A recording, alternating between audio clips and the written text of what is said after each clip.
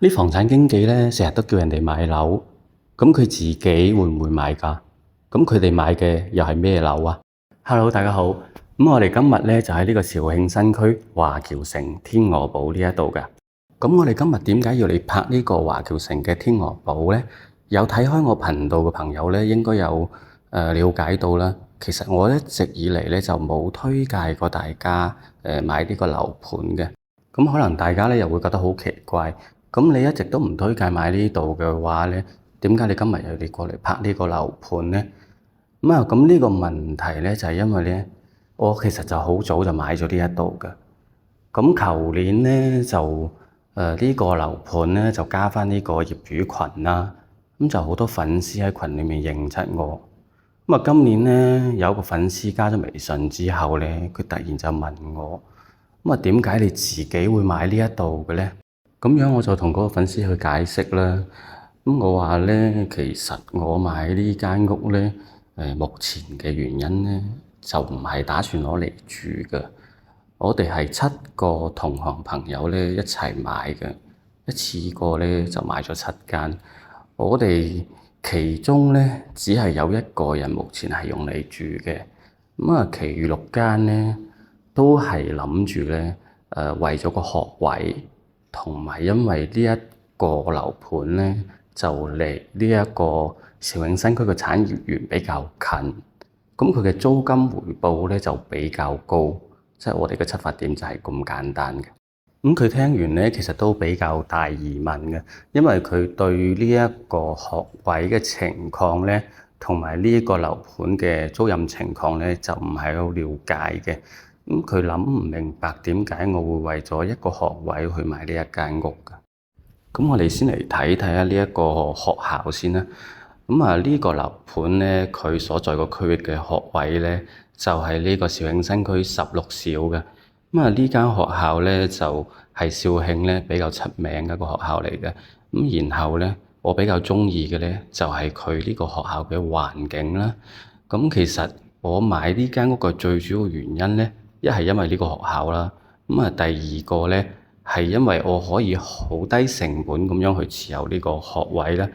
因為咧我原來咧就係打算咧係買呢一個30幾平方嘅細面積嘅啫。後尾咧就聽太太嘅意見啦，就買咗個63平方嘅兩房。其實咧就可以做到好低成本咁樣去持有呢個學位房啦。呢個就係我哋買呢個學位嘅目的咯。我哋再嚟講講呢個租賃嘅情況咧。因為呢個小區咧就離呢個肇慶新區產業園咧就比較近嘅。而家呢度咧個屋咧就係好好租嘅。以我哋買嗰啲7間為例啊，我哋其中有1間咧就大面積，個朋友自己住緊嘅。我哋另外呢6間咧就全部都係30幾平方嘅1房，同埋60幾平方嘅2房嚟嘅。都係好好租。我哋現時咧基本上咧就係一有租客騰出嚟咧，就亦都有租客繼續接上噶啦。中間咧空置個期係好短嘅，就係1個禮拜左右啦。30幾平方嘅1房咧，現時我哋係租緊800蚊一個月㗎。60幾平方嘅2房咧就2個價錢嘅，因為我哋班朋友租緊係唔同噶嘛。如果係長咗1年起簽咧，就係1300蚊嘅。我而家同另外嗰朋友嗰間63平方咧，就係租緊1500蚊嘅，因為我哋嗰2個租客咧，佢係短租簽半年嘅。其實我就認為呢個租金回報啊，都係比較可以咯。都符合我哋當初嘅預期㗎。同個粉絲交流完我買呢間屋嘅原因咧，佢就話：咁都幾好啊！如果你唔講呢2個條件嘅話咧，我都唔知道添。佢跟住問我：咁點解咧？你又唔推介啲人買呢一度咧？我就話：我首先咧，我就唔係攞嚟住啊。因為呢一度咧攞嚟住，我就認為佢個配套咧就比較少啊。大家可以喺呢個航拍圖度睇到啦。周邊目前嚟講係冇咩配套嘅。你想佢配套齊全咧，咁起碼都要等幾年時間咯。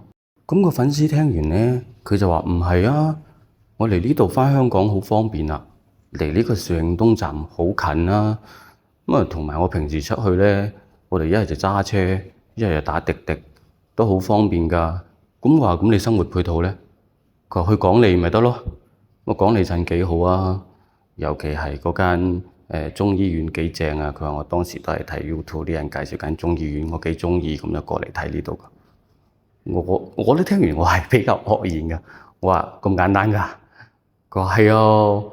咁跟住咧，我仲要俾佢教育咗一大輪。佢話咧，你咁樣係唔得㗎喎。咁每個樓盤咧好與唔好，同埋佢而家實際嘅情況係點，咁你攤開嚟講就得㗎啦嘛。大家點樣去選擇咧，係我哋嘅事。因為成年人每個人嘅需求係唔一樣嘅，你唔需要幫我哋去做選擇㗎。同埋咧就係佢話，如果你每個樓盤都介紹清楚啲，咁我哋揀樓咧咪會更加簡單咯。即係退一步嚟講，哪怕呢度我真係唔鍾意嘅話，咁我都可以提前咁樣了解清楚啊嘛，就唔使盲舂舂啦。咁我聽完佢咁樣講，我嗰刻咧就係知道自己之前係做錯咗嘅。咁佢呢個出發點咧係啱嘅，咁樣咧就其實我就可以更好咁樣幫大家解決咗嗰啲疑惑咯。所以呢個咧都係我今次話決定要拍返我買嘅呢一間華僑城天鵝堡嘅原因。咁做錯咗，咁我要補救返嘅。咁好啦，咁接落嚟咧，我哋就親自實測下呢個樓盤咧，到底係咪呢個粉絲所講嘅離呢個肇慶東站好近啦？同埋我哋亦都睇下喺呢個樓盤揸車去呢個粉絲比較鍾意嘅廣利鎮咧，到底係有幾遠啦？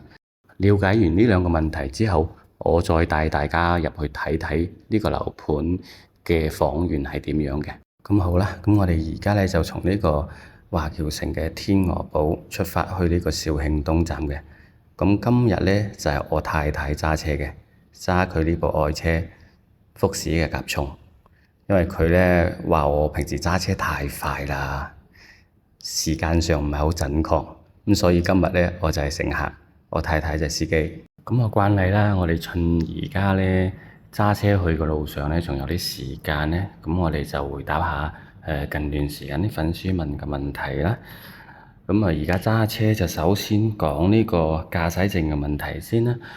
之前咧有個粉絲朋友問過嘅，同樣我哋而家喺度住緊咧，都係有一個粉絲朋友遇到呢個問題嘅，即係佢哋話外國嘅駕駛證咧喺呢度就揸唔到車。咁我哋研究過呢個問題咧，實際咧佢就可以用外國嘅駕駛證喺香港換返香港嘅駕駛證，然後咧再嚟返肇慶呢一度辦返國內嘅駕駛證嘅。咁咧我哋初步了解過咧就係 OK 嘅，但係佢係未有時間去辦呢樣嘢。咁我哋初步了解過呢個係可行嘅呢個辦法。咁真正實踐咧就要睇下邊個粉絲而家喺香港，咁啊同樣係咁個情況嘅。咁我哋可以先去辦下呢個流程，睇下行唔行得通，然後大家再反饋返俾我哋咯。或者我另外嗰個粉絲佢係完成咗呢個流程，證明呢個辦法係可行嘅，咁我再同大家講返啦。同埋喺呢個問題上面咧，大家可能都會遇到一個誤區嘅。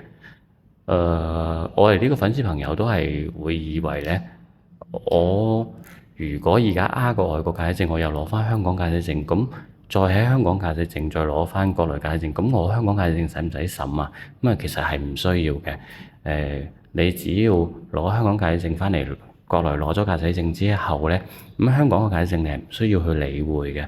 咁你只係每年去年審呢個國內嘅駕駛證啫。每年年審仲要係因為你嘅年齡係70歲以上，先要每年提供呢個身體嘅狀況證明。如果係未到70歲咧，係唔需要每年都年審嘅。理論上係你冇扣分，你就唔需要理佢嘅，只係到期換證就 OK 噶啦。咁樣咧就避開咗大家揸住外國嘅駕駛證返嚟國內揸車要重新考試呢個問題啦。因為國內嘅駕駛證考試都係幾難嘅，同埋咧大家要注意嗰樣咧，如果咧你係有電單車車牌咧，你換證嗰陣咧，要同嘅辦事人員講清楚喎。之前有一個粉絲試過，佢香港駕駛證換翻呢個國內駕駛證嗰陣咧，佢未有登記嗰個電單車嘅牌照上去，所以佢翻嚟呢邊咧就揸唔到電單車啦。同埋要講句咧，就係你其實揸住香港駕駛證翻嚟換國內嘅駕駛證，其實就係好方便嘅。你只需要去就近嘅醫院做一份身體檢查，你話佢聽係駕駛證嘅體檢，然後再去影相鋪影一份駕駛證嘅相，然後去呢個肇慶交警支隊嗰度去聽半個鐘頭嘅課程，咁就可以直接攞到呢個駕駛證㗎。咁全程呢係一日之內係一定搞得掂嘅。咁今日要講第二個問題呢，就係好多粉絲朋友問我，你手上都成交咗好多香港或者係外國嘅客戶啊，咁佢哋翻嚟肇慶生活成點啊？咁你點解呢唔做一個採訪，好大家可以更清晰咁樣了解到喺肇慶嘅生活情況啊？其實呢樣嘢呢，咁我本人係比較抗拒嘅，因為我認為呢，其實我都覺得佢哋嘅隱私佢冇必要為咗我嘅宣傳去搞到佢哋咯。因為如果我問佢，佢肯定會應承嘅，但係我覺得好似變咗我利用我嘅感情去要求佢做有利於我嘅嘢，咁我就認為唔係好好啦呢一樣。所以咧，我係冇計劃做呢個採訪嘅分享嘅，以後亦都唔會做呢樣嘢嘅。大家有咩問題嘅話咧，就可以直接私信聯繫我，我會同大家解釋清楚咯。咁我哋而家咧就嚟到呢個肇慶東站嘅對面啦。咁我哋就唔停車過去啦，因為對面咧就比較多嘅滴滴嘅網約車喺度等客嘅，泊車比較麻煩。我亦都唔想落地下停車場，因為今日時間有限嘅。大家可以睇翻呢個視頻嘅時間。我哋呢個路上嘅過程呢，就係用咗5分鐘嘅。相信大家都見到啦。咁我太太揸車就唔係好快嘅。好啦，咁我哋而家呢，繼續翻返嚟呢個華僑城天鵝堡呢度，然後再揸車去睇下呢個廣利鎮到底要幾耐嘅時間嘅。前面呢，其實天鵝堡呢度呢，就係有個公交車站嘅。等陣我哋經過呢，順便睇睇呢個公交車站到底呢有咩車啦，可以去到邊度啦。但係呢，就大家呢，就坐呢個公交車嗰陣呢，要注意下，肇慶嘅公交車係冇咁密㗎。你大概呢，就要等半個鐘頭先會有一班嘅，因為呢，就喺肇慶坐公交車嘅多數都係老人家，所以肇慶嘅公交車班次係會比較少啲嘅。你如果你諗住坐公交車出行嘅話呢，咁你預計時間會耐少少嘅。我哋落車睇睇呢一個路牌，呢度就係得呢個206一部公交車嘅啫。咁喺呢個肇慶東站開出，然後呢就去到呢個端州區嘅。中間呢，佢就會經過呢個遠洋湖同埋呢個鼎湖區㗎。對公交車有需求嘅朋友，自己再慢慢去研究啦。我哋而家呢，再出發去廣利鎮啦。咁呢個廣利鎮呢，我哋以往嘅作品裏面呢，係有做過詳細介紹㗎。如果想睇翻廣利鎮嘅詳細介紹嘅朋友呢，就可以睇翻我往期嘅作品嘅，同埋我哋上2期呢，喺呢個河邊講呢一個老人家喺大灣區租屋嘅取景地呢，都喺廣利鎮嘅。大家如果話想去嗰度河邊坐下嘅，睇翻往期嘅作品啦。佢都係屬於廣利鎮嘅。好啦，趁我哋呢個去廣利鎮嘅路上有時間呢，我哋而家就講我哋今日嘅第3個問題啦。早嗰排呢，我記得印象最深刻嘅有個粉絲問個問題呢，我係印象係比較深嘅。佢話呢，我哋香港人啦，或者華僑咧咁樣翻到嚟肇慶呢邊定居生活咧，其實本地人對我哋係咩睇法㗎？其實我哋首先要講一個本地嘅背景環境先啦。其實肇慶都好多人咧係出國，然後到年紀大咗再翻嚟肇慶養老，或者係去咗香港，然後經常翻嚟國內，咁佢哋老咗都會翻嚟養老。其實我哋對於香港人喺肇慶退休養老，或者華僑喺肇慶退休養老呢樣嘢，對於我哋嚟講係習以為常㗎啦。同埋咧就係本地人咧，其實基本上每一個人身邊都會有一個香港親戚啊，或者華僑嘅親戚啊。其實我哋對於香港人同埋華僑親切感都比較高，因為身邊總係有那麼一兩個咁嘅親戚，以前成日都會帶糖瓜啦、帶餅啦、帶好多外面嘅嘢翻嚟畀我哋。所以喺我哋印象中咧，對於香港啊或者華僑嘅朋友翻嚟咧，我哋係抱好友善嘅態度，因為親切感比較強。喺呢度咧就分享一個喺呢度定居咗嘅粉絲朋友嘅經歷畀大家參考下。我哋有個粉絲朋友咧喺度定居之後咧，突然間咧佢係約我去食早餐。然後咧我發現佢同啲老闆好熟㗎喎。然後我問佢：我話你咁快識咁多新朋友啊？佢話係啊，喺呢度啲人其實冇咩㗎，好友善嘅。只要你鍾意同佢做朋友，佢就當你係朋友㗎啦。然後早嗰排咧，過完年翻嚟見面，佢話我聽，佢話蔡生啊，佢話我今年過年咧好開心。我話做咩啊？佢話咧，佢話喺樓盤識咗幾個阿姨，平時咧就係點下頭傾兩句偈咁。佢話點不知咧，今年過年佢哋個個都送好多粽畀我。我話咪好咯，我喺肇慶自己食嘅粽係要花好多功夫去包㗎，每一隻粽都有名有姓，要送畀親戚㗎。我話佢哋送畀你，咁即係證明佢哋當你係朋友嚟㗎啦。見到佢同啲人相處都咁好咧，真係我2026年開年聽到最開心嘅一件事嚟㗎。嗱，好啊，咁我哋而家咧就到咗呢個鼎湖區嘅中醫院啦，即係好多粉絲朋友話好鍾意嘅醫院啦，好正啦。佢哋咧喺呢個醫院發掘到好多古靈精怪嘅咩中醫項目。即係我年紀可能冇咁大啊，今年40歲。我對呢啲中醫項目嘅了解比較少，都係佢哋話翻畀我聽嘅。咁對中醫有興趣嘅朋友咧，到時自己可以過嚟廣利鎮呢邊了解下，或者去試下嘅。咁我哋而家就繼續往前行啦。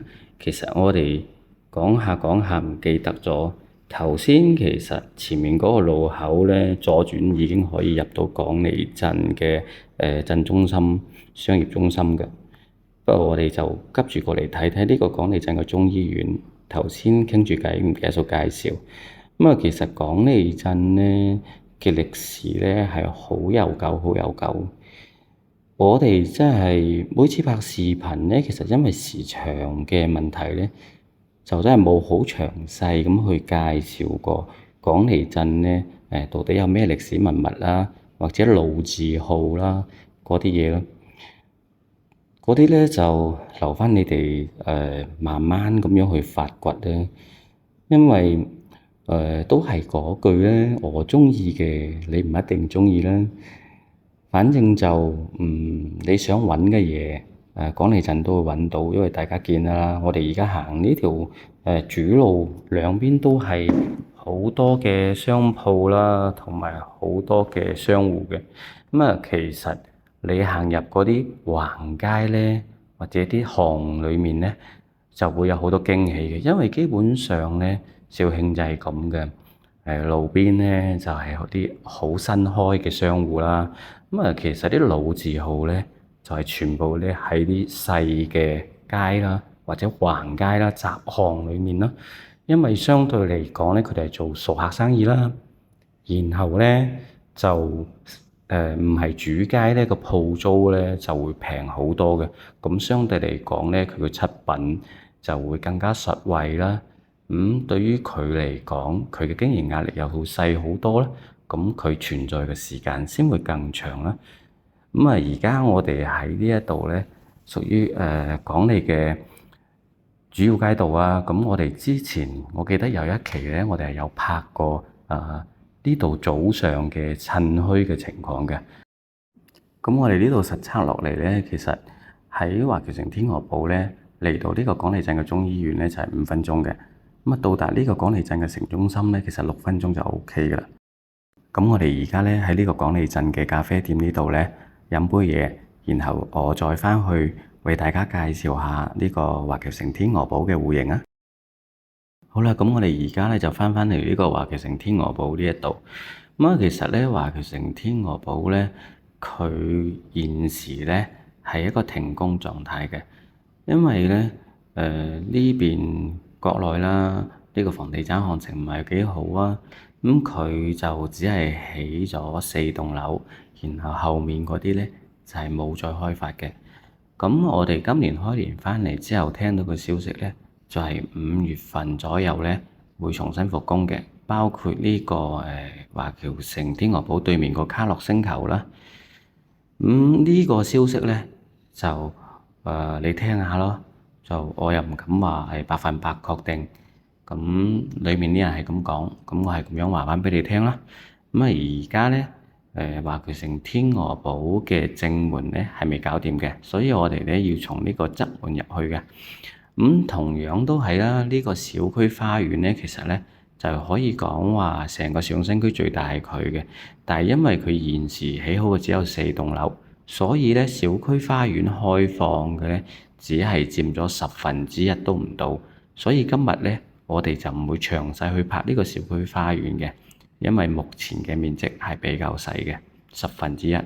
咁有一樣嘢值得讚下嘅咧，就係咧呢個小區嘅物業咧就係比較負責任嘅。咁佢每日咧都會定期會分享下今日嘅治安巡邏情況嘅。我都耐心觀察咗好耐啦。咁佢每日嘅發上嚟嘅巡邏情況咧，都係會有呢個水印打卡，時間地點都會好清楚嘅。咁證明咧呢班保安哥哥咧做嘢咧就比較負責任。咁我哋今日要睇嘅咧就係呢個一棟啦。咁我買嘅亦都係呢一棟啦。咁啊，大家可以睇到咧，其實咧華僑城天鵝堡呢度嘅裝修檔次咧都係比較高嘅。咁喺呢個入戶大堂嘅裝修上面，大家都可以睇到啦。咁一棟咧就全部都係細戶型啊。咁佢咧就係4梯12戶嘅，即係每一層係有12伙嘅。咁4條電梯咧就係夠用嘅。咁如果你係靠左邊嘅戶型咧，就往左邊嘅電梯上就 OK 啦。咁樓下咧左右兩邊都會有呢個休息區嘅。咁我哋而家可以睇到咧，咁呢個大堂咧都係其實比較寬敞嘅。咁啊電梯亦都係比較快速啦。咁我每次翻嚟咧都等電梯嘅時間咧，其實都係好短嘅。咁其實而家咁嘅情況係夠用噶啦。咁我間屋咧就出租咗俾租客啊。咁我哋今日咧就直接睇而家未賣嘅現樓啊。咁我哋首先嚟睇睇呢個每層嘅分佈先。咁我哋喺呢個樓層嘅平面圖可以睇到啦。咁呢個天鵝堡嘅一棟咧，佢就每一層係有12戶啦。咁會有4條電梯啦，2個走火通道啦。咁2房咧就係喺呢個樓棟嘅4個角落頭嘅，即係01、06、07同埋12戶型嘅。咁跟住咧呢個02、05、08同埋11就係34平方嘅一房嚟嘅。咁中間呢4個咧03、04、0910咧就係呢個51平方嘅大啲嘅一房嚟嘅。咁我買嘅咧就係呢個01戶型啊。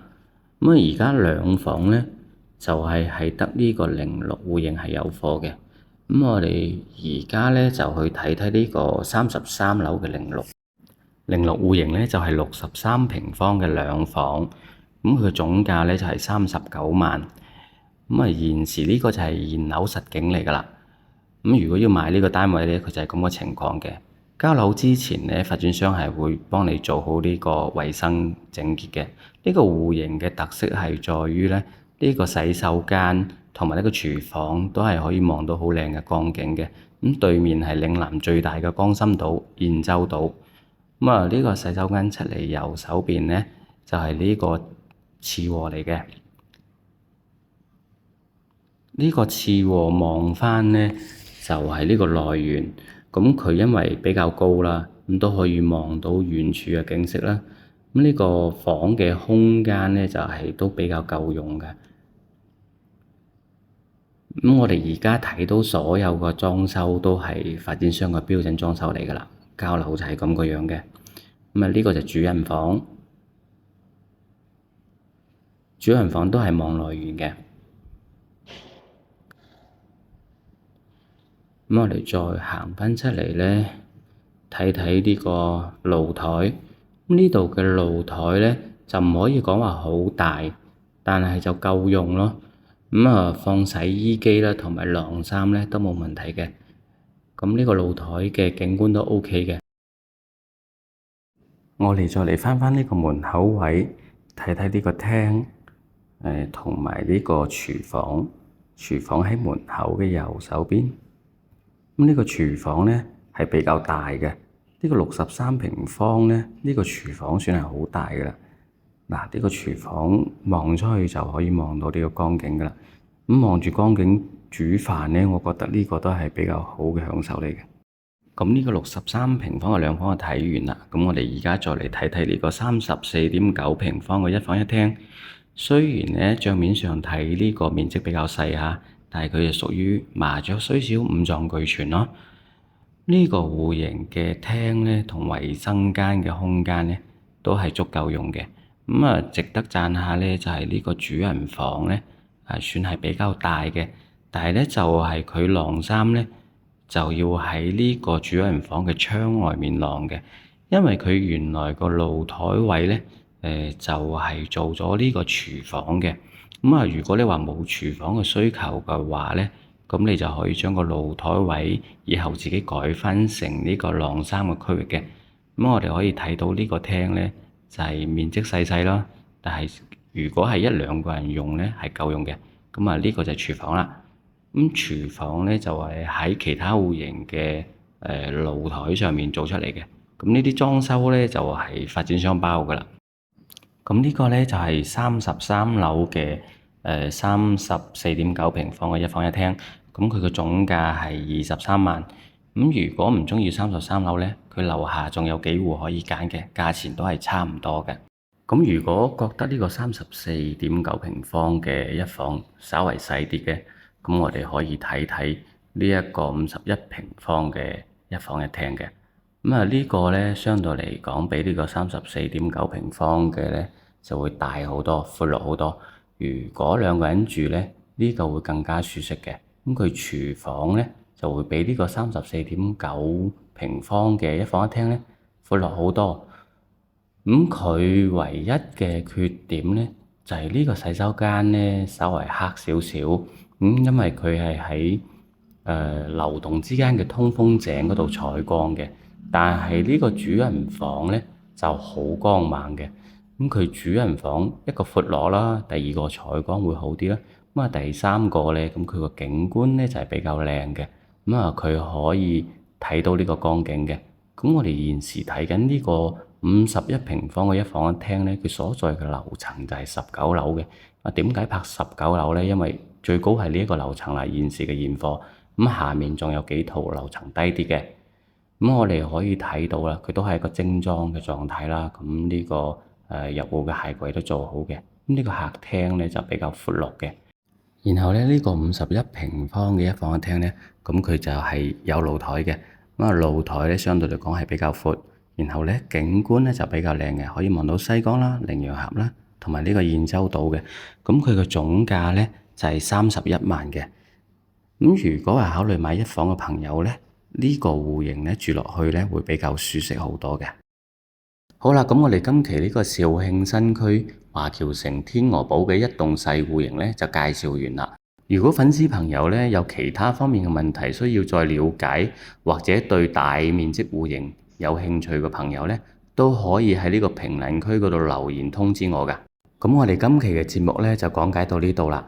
咁喺呢度呢，就多謝大家咁耐嘅支持啦。